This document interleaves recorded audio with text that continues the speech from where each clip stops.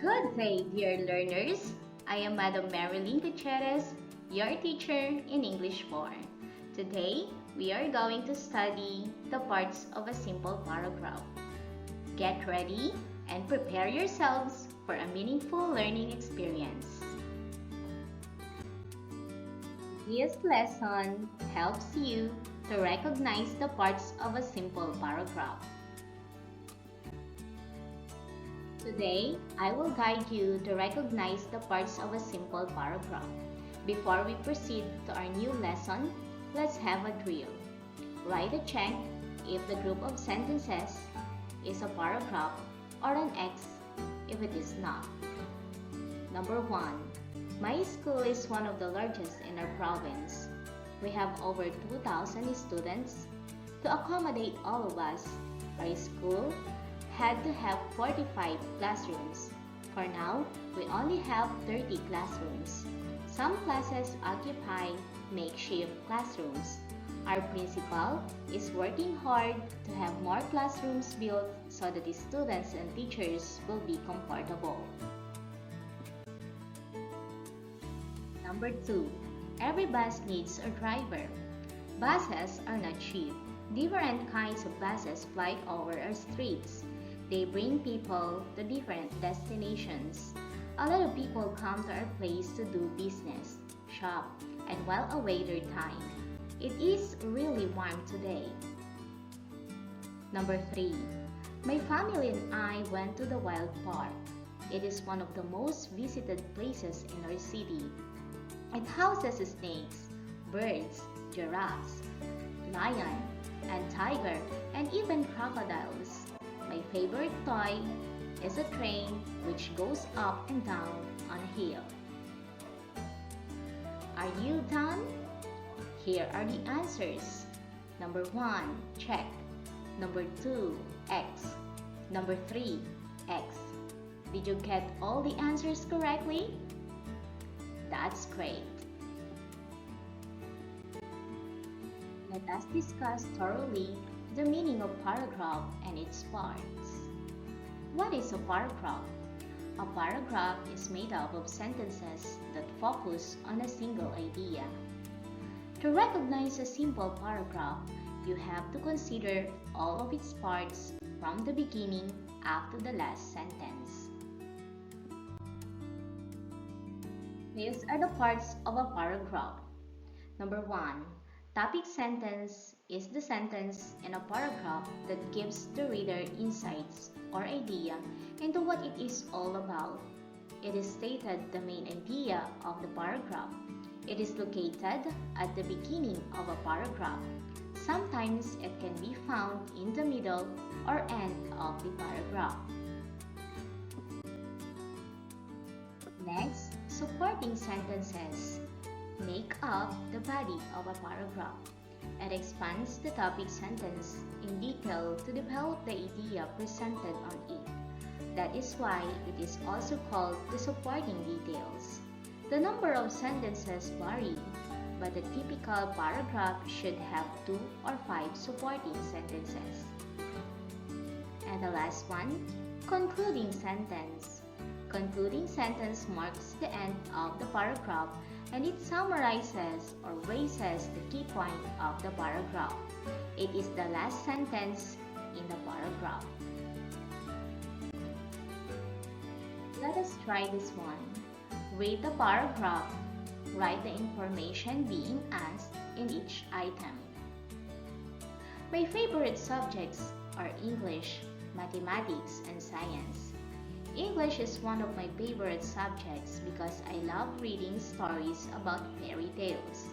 Next is mathematics because when I was still young, my mother taught me about adding, subtracting, multiplying, and even dividing.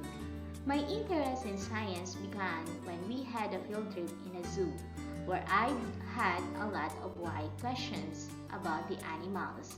I always topped the class in these subjects and I really work hard to love the other subjects as well. Try to answer the following questions. Number 1. What is the topic sentence of the paragraph? Number 2.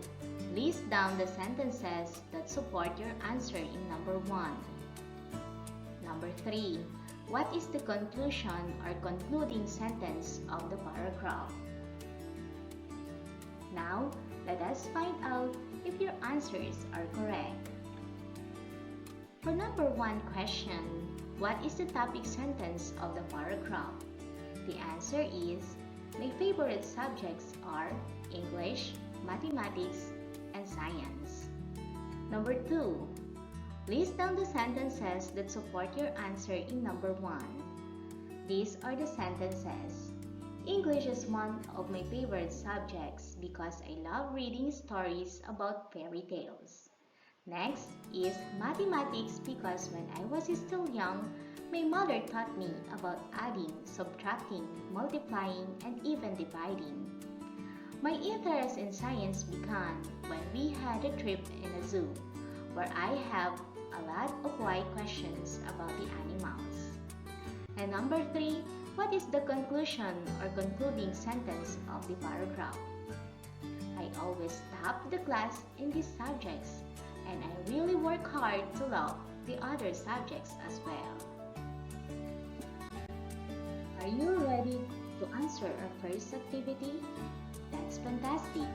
For activity number 1, letter A, select the best topic sentence that will complete the paragraph. Write your answer on your answer sheet. Number 1. Cell phone bridges the gap of communication. This is the best gift of technology to us. As long as you have access to the internet or has load, no matter how far or near a person you wanted to talk with, cell phone can do it for you. However, aside from its good features, especially in communication, there are still incidents reporting the harmful effect of cell phones to our health. Overexposure to radiation is unhealthy. Cell phone is functional, but users must be aware and prevent its bad effects by decreasing the number of hours spent in chatting and playing games in their cell phones. These are the choices. A. Cell phone makes communication convenient but dangerous when used too much. B. Cell phone is used to capture the best moment of your life. C. Cell phone will fail to communicate with your loved ones or friends unless it has load or access to the internet. For activity 1, letter B, choose the sentence that is not relevant to the given topic sentence. Write the letter of the correct answer on your answer sheet. Number 1. Philippines is home to beautiful beaches. A. The white beach of Boracay attracts tourists to visit its clear water and find white sand. B. Mayon volcano in Albay is famous of its perfect cone shape. C. Caramoan Beach in Caramoan, Camarines Sur invites everyone to escape the city for a while and try some adventures while enjoying the breathtaking scenery of the island. Number 2. It is more fun in the Philippines. A. Filipinos celebrate different colorful randois and music-filled festivals with sumptuous foods prepared. B. Hiking, diving, and surfing are some of the adventures you can enjoy with your friends. C. Philippines is a democratic country. For activity number 1, letter C, read each paragraph and choose the best concluding sentence that will best complete the paragraph. Number 1. My grandmother is loving and a strong woman. She loves me more than anything else. She is my personal nurse when I am sick. She always finds a solution to our problems. Blank. A. She is the most loving and strongest person that I have in my life. B.